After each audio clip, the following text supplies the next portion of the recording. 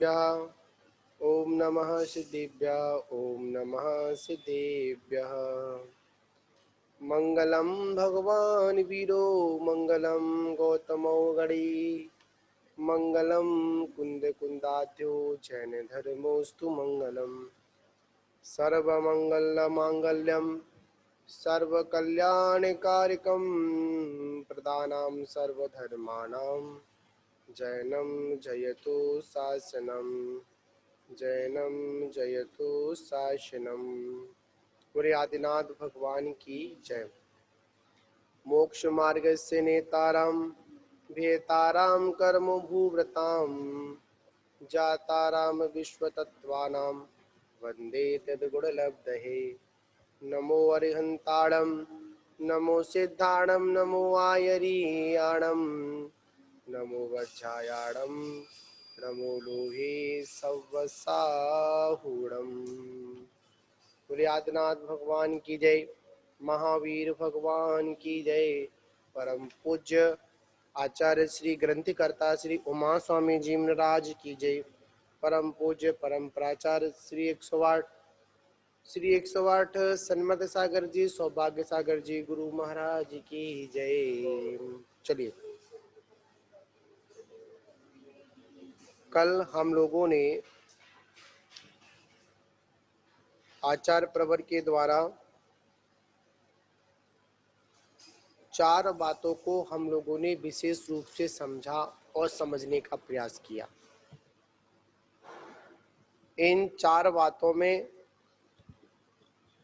बड़ी ही महत्वपूर्ण बातों को आचार्य प्रवर समझा रहे थे, जिसमें आया था प्राणियों के प्रति मैत्री का भाव, गुणी लोग हैं उनके प्रति प्रमोद का भाव, जो दुखी जीव हैं उनके प्रति करुणा का भाव, और जो अवनयी लोग हैं उनके प्रति कैसा भाव, माध्यस्थ का भाव।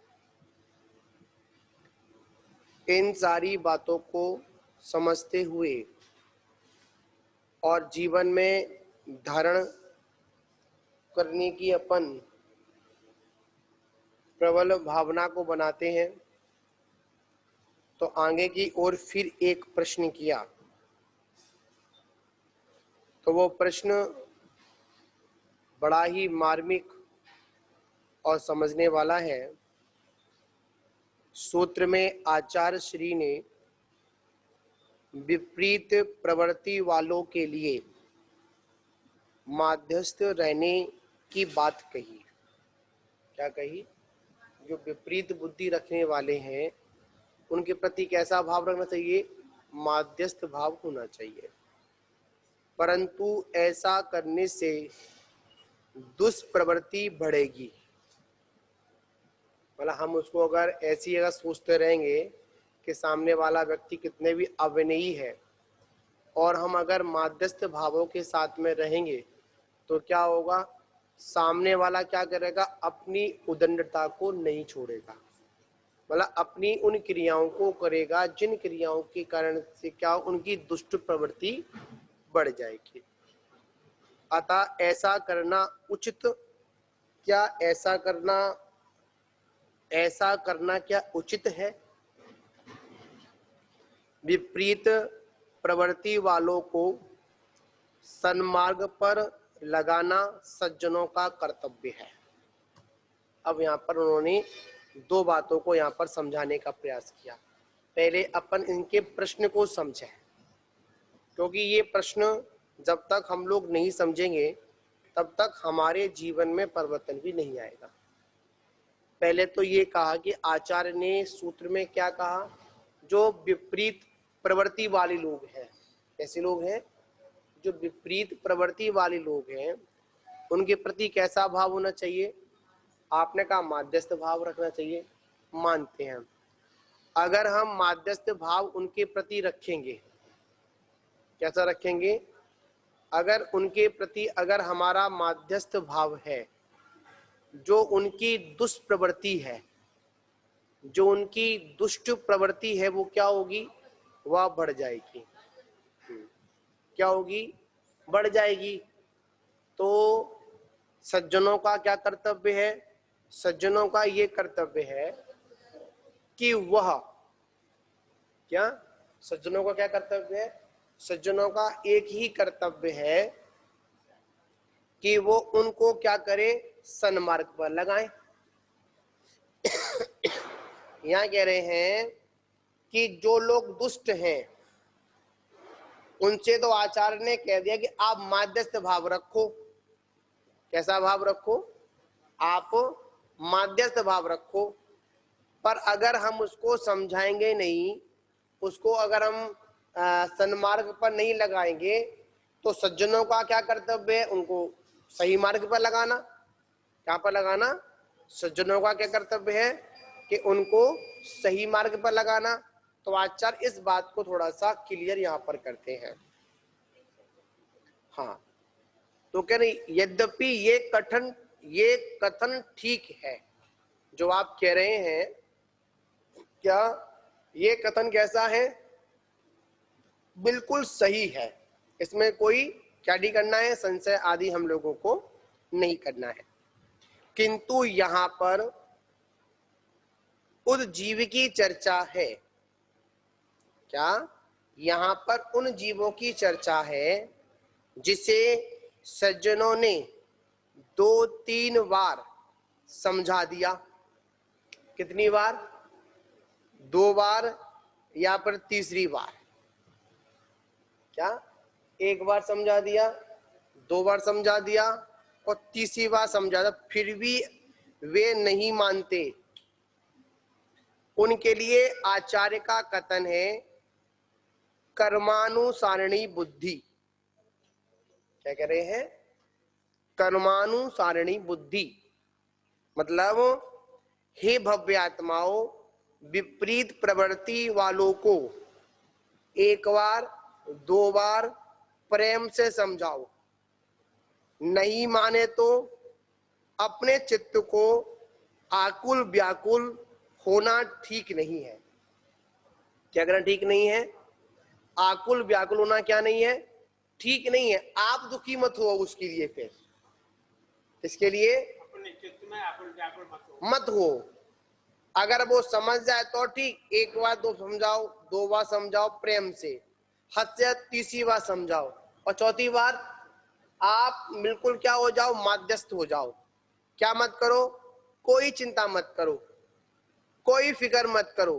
क्या मत करो? कोई चिंता मत करो, कोई फिक्र मत करो। ठीक है ना? अच्छा यही है कि उससे मध्यस्थ हो जाओ। अच्छा क्या है? आप उससे मध्यस्थ हो जाओ, अन्यथा आर्द्र रौद्र ध्यान बढ़ेगा। क्या बढ़ेगा? आर्द्र ध्यान बढ़ेगा या फिर रौद्र ध्यान बढ़ेगा। आर्द्र ध्यान क्या पड़ेगा? कब संभलेगा, क्या होगा, कैसे क्या करेंगे, अनेक प्रकार के विकल्प मन में उठेंगे। तो आचार्य क्या कहते हैं?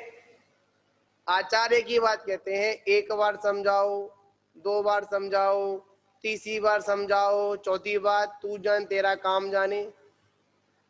क्या कह दिया? बड़ी सूत्र दे दिया, कर्मानुसारिणी बुद्धि। कर्मों के अनुसार ही उसकी बुद्धि हो जाती है। कैसी हो जाती है? हाँ, कर्मों के अनुसार उसकी बुद्धि हो जाती है। जब कर्मों के अनुसार उसकी बुद्धि होती है तो ज्यादा क्या नहीं करना चाहिए? ज्यादा कोई संकल्प विकल्प नहीं करना चाहिए, नहीं होना चाहिए। ठीक है ना? समझ में आ जाए तो ठीक, ना समझ में आ जाए और ठीक। क्या माता जी? क्या कहा?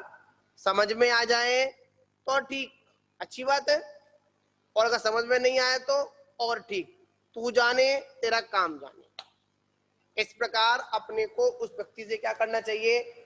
अपने मुख को मोड़ लेना चाहिए। क्या करना चाहिए?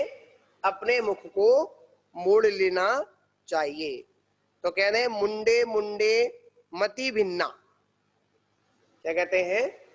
मुंडे मुंडे मति भिन्ना, मतलब छड़े के विचार करो, यहाँ पर क्या कह रहे हैं, थोड़ा सा विचार करो। क्या विचार करो?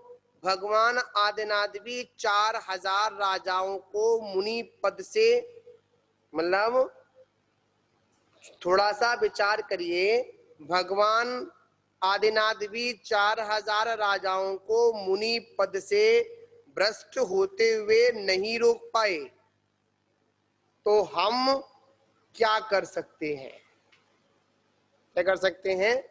जब तीर्थंकर पद के धारी, उसी भव से मोक्ष जाने वाले, सम्मोषण लक्ष्मी के भविष्य काल में अधिपति, इतना सारा कुछ होने पर भी चक्रवर्ती जैसा पुत्र, कामदेव जैसा पुत्र, 100 पुत्र, 2 पुत्रियां, इतना कुछ होने पर भी जब ऋषभदेव उन 4000 मुनियों को भ्रष्ट होने से नहीं रोक पाए, और हम कहें हम स्वरूप सागर को रोक के दिखाएंगे, तो ये क्या है? ये हमारा अहंकार है। क्या है? ये हमारा अहंकार है, ये हमारी अज्ञानता है। क्या है? सबसे बड़ा अगर दुख का अगर कोई कारण है तो वो क्या है? अज्ञानता। क्या है? अज्ञानता। हम किसी को ना सुखी कर सकते हैं, ना किसी को दुखी कर सकते हैं, ना व्रतों को पलवा सकते हैं। हाँ, इतना अवस्था कर सकते हैं उन व्रतों में। गेट बंद करो, मिट्टी हो रही है ना, ट्रैफिक होगा।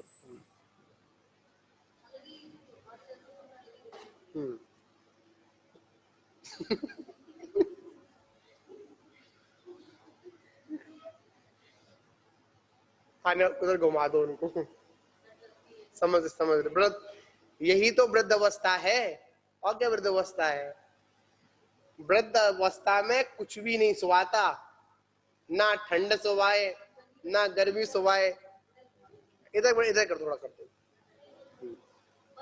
नहीं इधर कर दो, खिसका दो थोड़ा सा, बस बस बस, ठीक।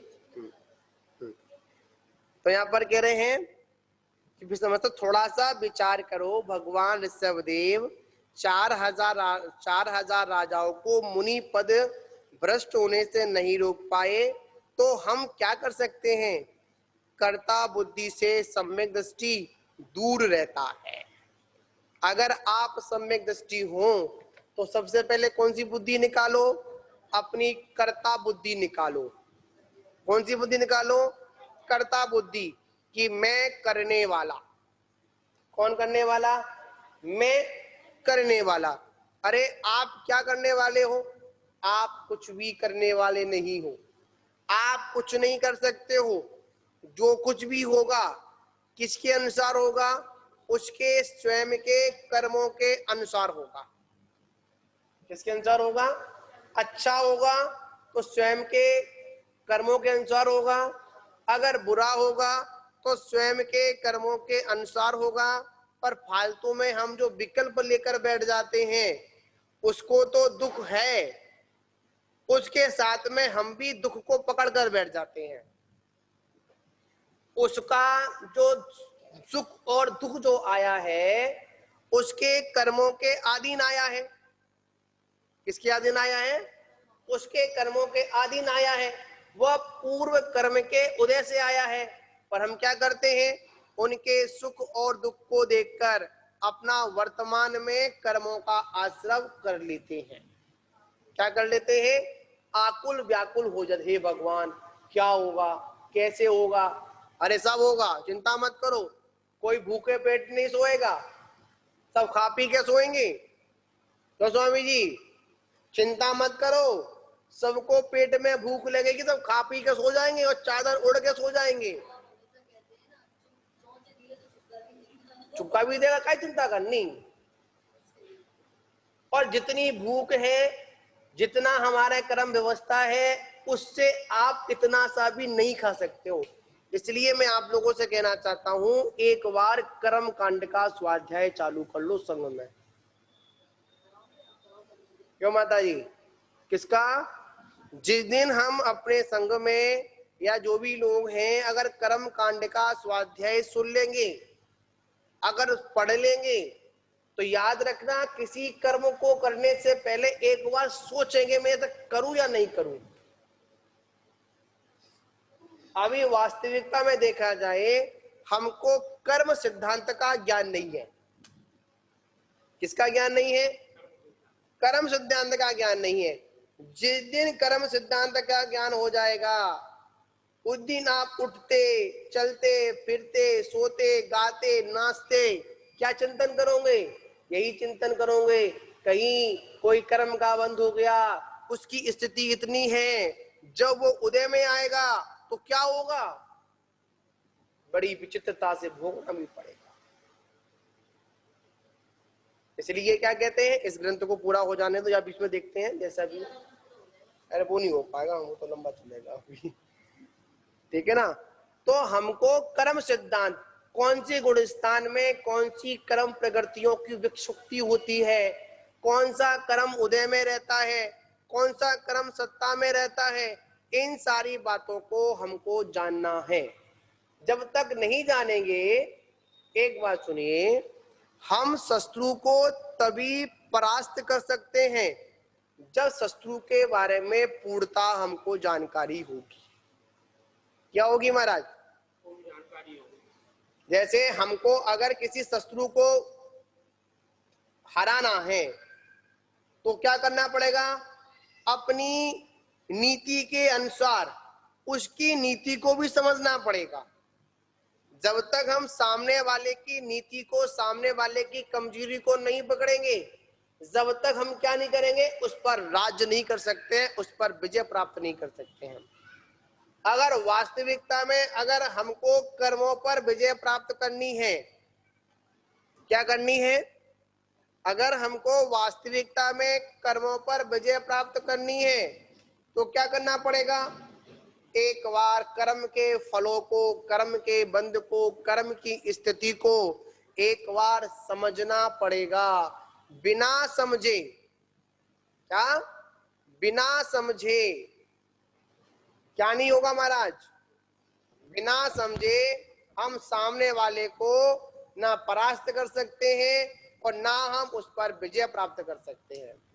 विजय प्राप्त करने का मात्र एक ही सूत्र है कि सामने वाले की नीति को समझें और उस नीति में ये देखें कि इसका माइनस पॉइंट क्या है, और जहां पर उस माइनस पॉइंट को हम पकड़ लेते हैं तो क्या होता है, छठ से हम उस पर विजय भी प्राप्त कर लेते हैं। क्या कर लेते हैं? विजय प्राप्त कर लेते हैं। तो आचार्य श्री यहाँ पर क्या कह रहे हैं? आचार्य भगवंत क्या कह रहे हैं? आचार्य कह रहे हैं कि जब वो ऋषभदेव उन 4000 मुनियों को नहीं संभाल पाए, उनको भ्रष्ट होने से नहीं बचा पाए, और हम सोचा कि हम बचा कर दिखाएंगे, तो ये क्या, कौन सी बुद्धि हुई? अहंकार बुद्धि हुई। कौन सी बुद्धि हुई? अहंकार बुद्धि हुई। तो आचार्य क्या कहते हैं? सर्व कर्म कर्मानुसारणी बुद्धि, जैसी कर्म की बुद्धि होती है वैसे ही कहा भी जाता है जैसी गति वैसी मति। क्या होती है? जिसकी जैसी गति होनी होती है वैसी क्या होती है? वैसी ही उसकी मति हो जाती है। क्या हो जाती है? मति। विनाशकालीन विपरीत बुद्धि। कैसी बुद्धि होती है? विनाशकालीन विपरीत बुद्धि। अगर आपकी बुद्धि विपरीत हो रही है तो इसका कारण क्या है? आपके जीवन में अभी ठीक समय नहीं है, विनाश होने वाला है, कुछ अनर्थ होने वाला है। इसलिए क्या कहते हैं? अपनी बुद्धि को, अपनी मति को, अपनी मति को इतना सुधार लो, इतना संभाल लो कि इसमें कहीं मान ना घुस जाए। क्या ना घुस जाए? मान ना घुस जाए। एक यहाँ पर समझने वाली बात है, बुद्धि खराब कब होती है, मति खराब कब होती है? जब व्यक्ति ये समझता कि मैं कुछ हूं। हाँ, क्या मेरे समान कोई भी नहीं है, मैं इनका संरक्षण करने वाला, मैं इनका पालन करने वाला, ये मेरे से छोटे, ऐसी जब बुद्धि आती है तो क्या होता है, उसमें क्या घुसता है, उस मति में मान घुस जाता है। कौन सी कसाय घुसती है, मान कसाय घुसती है। और जैसे ही मान कसाय घुसती है तो वहां पर क्रोध भी पीछे पीछे चला आता है। और क्रोध के पीछे क्या आता है, लोभ भी, मायाचारी भी आती है। और मायाचारी के साथ क्या क्या आता है, लोभ भी अंदर आ जाता है। एक मान के प्रवेश करने पर क्या करने पर, एक मान के हमारी मति में मान कसाय का प्रवेश होने पर क्या होता है, बाकी की कसाई भी धीमे धीमे धीमे धीमे अपना स्थान बना लेती हैं। क्या बना लेती हैं, स्थान बना लेती हैं। तो आचार्य कहते हैं कि हमें क्या करना है, फिर समझ लेते हैं। बड़ी मार्मिक बात यहाँ पर कही। तो यहाँ पर कहा, एक बार समझाओ, दो बार समझाओ, लास्ट बार तीसरी बार समझाओ, चौथी बार नमो अरिहंताड़म। क्या करें, चौथी बार क्या करें, चौथी बार समझाने मत जाओ, क्या कह दो, नमो अरिहंताड़म। जाओ भाई, तुम्हें दी के सो करो, यहाँ पर दिमाग मत खाओ, हम आकुल व्याकुल नहीं हो रहे। जब ज्यादा किसी को मनाने जाते हो ना, अरे स्वरूप सागर चलो चलो चलो चलो, स्वरूप सागर समझ रहे, हम जैसा कोई दूसरा है ही नहीं है, क्या होगा, स्वरूप सागर क्या समझेंगे फिर, अरे मेरी पूछ है नहीं। आचार्य कहते हैं हमेशा माध्यस्थ प्रवृत्ति रहे।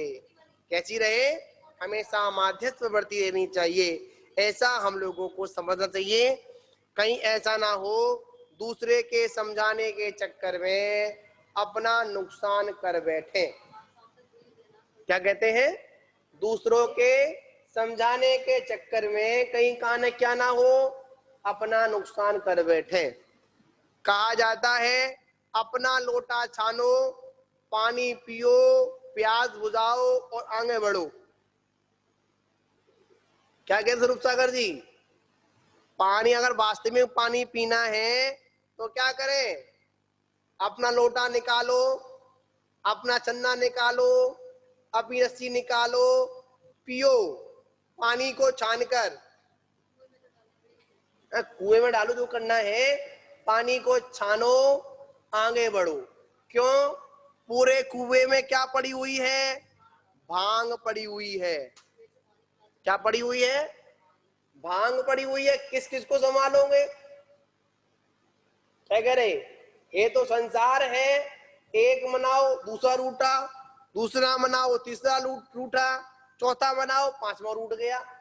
अरे रूठने मनाने के चक्कर में गाड़ी धीमे धीमे खसक गई तो क्या हुआ, आचार्य क्या कह रहे हैं, माध्यस्थ रहो। कैसे रहो, माध्यस्थ प्रवृत्ति रखो, किसी से कोई ज्यादा क्या मत रखो। जो अविनयी व्यक्ति हैं, जो कुटिलता को लिए हुए हैं, कुटिलता को लिए हुए हैं, जो समझना नहीं चाहते हैं, उन्हें मत समझाओ। आचार्य का उपदेश किसके लिए है, मूर्खों के लिए नहीं है, अज्ञानियों के लिए नहीं है, भव्यों के लिए है। किसके लिए है, भव्यों के लिए है, जो समझना चाहता है उसके लिए है। पानी उसी को पिलाने में आनंद आता है जो क्या करता है, जो पानी पीना चाहता है। और जो पानी नहीं पीना चाहे तो उसे पानी पिलाओ, वो क्या समझे, इनको बड़ी गरज है। कहा जाए अगर किसी को फ्री में अगर सलाह दी जाए, क्या दी जाए, फ्री में सलाह दी जाए, तो सामने वाला क्या समझता है, अरे फालतू में सलाह दे रहा है, सलाह जब कीमत की होती है, किसकी होती है? कीमत की। जब वकील को जो पैसा देते हैं, किसको देते हैं? जब वकील को पैसा देते हैं तब पता चलता है कि सलाह की क्या कीमत है। और वैसे कोई तुमको सलाह दे, आप मानोगे? नहीं मानेंगे। इसलिए फ्री की सलाह कभी भी असर नहीं करती। क्या कह रहे हैं? फ्री की सलाह फ्री की दवा। क्या लगत ना है, क्या नहीं होती है? फ्री की दवा और फ्री की सलाह कभी किसी को फायदा नहीं पहुंचाती है। जहां पर उस पर कुछ टैक्स लग जाता है, कुछ पैसा लग जाता है, तो व्यक्ति को समझ में आ जाती है। आचार्य जब आपको व्रत देते हैं तो आपसे भी कुछ लेते हैं। क्या लेते हैं? ये केस लेते हैं, केस। क्या लेते हैं? केस। एक होता है कैश और एक क्या होता है? केस। एक होता है कैश माने होता है अर्थ, पैसा, और यहाँ पर मोक्ष मार्ग में क्या लेते हैं? आपका केस लेते हैं, मतलब आपके बालों को लेते हैं, मतलब आपकी खोटों को लेते हैं। जब तक आप खोटों का त्याग नहीं करोगे, क्या नहीं करोगे? जब तक अपनी खोटों का त्याग नहीं करोगे तब तक आपको व्रत रूपी क्या नहीं बनने वाला है? बहुमूल्य वस्तु प्राप्त होने वाली नहीं है। आपको क्या देना पड़ेगा? अपने खोट देने पड़ेंगे, अपनी बुराइयां देनी पड़ेंगी। और हम क्या करते हैं? बुराइयों को अपने साथ में रखकर ले जाते हैं और क्या कहते हैं? अपन मिल जाए हमको। कहां से मिल जाएगा? नहीं मिलेगा। हमको यहाँ पर क्या करना पड़ेगा? तो आचार्य यहाँ पर कह रहे हैं जो सम्यक दृष्टि होता है उसके अंदर कर्तृत्व बुद्धि नहीं होती है। कौन सी बुद्धि नहीं होती है? कर्ता बुद्धि नहीं होती है। वह कर्तव्य बुद्धि में जागृत है और कर्ता बुद्धि से सुप्त है। मतलब क्या करता है? जो सम्यक दृष्टि लोग होते हैं वो क्या करते हैं? कर्ता बुद्धि नहीं होती है, कर्तव्य बुद्धि होती है। याद रखना, जितने भी सम्यक दृष्टि जीव हैं अपने कर्तव्य का पालन करते हैं। किसका पालन करते हैं? अपने कर्तव्य का पालन करते हैं, कभी भी कर्ता बुद्धि नहीं करते हैं। जहां पर कर्ता बुद्धि होगी वहां पर कर्म आश्रव होगा। क्या होगा? जहां पर कर्तव्य, जहां पर कर्ता बुद्धि होगी वहां पर कर्म आश्रव होगा, और जहां पर कर्तव्य बुद्धि होगी वहां पर कर्म आश्रव नहीं होगा, वहां पर कर्म की निर्जरा होगी। ठीक है ना? तो यहाँ पर आचार्य भगवंत ने बड़ी सूक्ष्म रूप में हमको जीवन का एक मंत्र दे दिया। क्या दे दिया? एक जीवन का मंत्र दे दिया। एक बार समझाओ, दो बार समझाओ, तीसरी बार समझाओ, चौथी बार नमो अरिहंताणम। क्या कर लो उससे? ओम शांति समय दी के कर। ठीक है ना? तो ये जीवन का बहुत बड़ा मंत्र है। हमें क्या करना है? माध्यस्थ भाव को स्वीकार करना है। माध्यस्थ भाव का मतलब ये नहीं है कि अहंकार में जीना है। माध्यस्थ भाव का मतलब सिर्फ इतना ही है कि हम उसको समझाने वाले नहीं है। सारी व्यवस्था कैसी है? कर्मानुसारणी बुद्धि, जैसा कर्म होता है उसके अनुसार बुद्धि भी हो जाती है। जय बोलो महावीर भगवान की जय। महाराज जी नमस्ते। आशीर्वाद। हाँ जी महाराज जी, आपने एक बार क्रम व्रत और कर्म व्रत में कहा था, अंतर बताएंगे क्या अंतर होता है? तो उसका कुछ करा जी, हाँ, उसका क्योंकि मैंने ये भी देखा जो था। कर्ता बुद्धि और ये सब आते हैं ना। ऐसा है, हाँ जी। वैसे तो कर्मवद्य पर्याय होती है, कर्मवृत्ति पर्याय नहीं होती है। न कर्मवृत्ति पर्याय, कर्मवद्य पर्याय नहीं होती है। मात जो कांजी थे उन कांजी ने मात्र हाँ उस जी। विषय को समझने के लिए थोड़ा सा उन्होंने जो कर्मवर्ती पर्याय को उन्होंने कर्मबद्ध पर्याय के नाम से जान लिया, ज्यादा उसमें कुछ नहीं मिला था मेरे को। अच्छा अच्छा अच्छा। हाँ, उसमें ज्यादा कुछ मिला नहीं था, उसमें सिर्फ यही विषय मिला था कि कांजी जो स्वामी थे उन्होंने उसको मतलब उन्होंने उस मतलब कर्मवर्ती की जगह कर्मबद्ध को उन्होंने वहां पर रख दिया बस। मतलब सारी मतलब पर्याय जी क्रमवृद्धि होती है, मतलब पर्याय ना अपने हाँ, क्रम से ही आती है ना कर्मवृत्ति सब होती, पर्याय। क्रमबद्ध नहीं होती हैं। हाँ, मतलब क्रम से तो आती है ना जी अपने पर्याय जो क्रम आएंगी। से आती हैं, ऐसी कोई नहीं आएगी यहाँ। वो तो ठीक है। मात्र उनका जो ठीक। जो तोड़ोमल स्मारक से है वही थोड़ा सा उसको हाँ जी। बोलते हैं कर्मबद्ध पर्याय। मैं पर्यायवाची नाम हम्म। की जगह थोड़ा सा उसमें उन्होंने दिया हुआ है। और कहीं कहीं वो एकांत का भी पोषण कर लेते हैं, जो नियतवाद होते हैं वो थोड़ा वो हाँ नियतवाद जी। का एकांतवाद का पोषण करते हैं, इसलिए थोड़ा वहां पर अपन वो लोग उलझ जाते हैं। पर आचार्य यहाँ पर कहते हैं आत्मा जो भी कर्म व्यवस्था है वो कर्मवर्ती है, कर्मबद्ध पर्याय कुछ नहीं है। एक दूसरे से बंधी हुई नहीं है। बंध माना कर्मबद्ध का मतलब वो कह रहे हैं बंधी हुई थी है नहीं। हाँ कर्मवर्ती जी। का एक पर्याय जाएगी तब दूसरी पर्याय आएगी, दूसरी पर्याय आएगी तब तीसरी पर्याय आएगी, इस तरह का वहां पर हुआ करता है। ठीक है महाराज।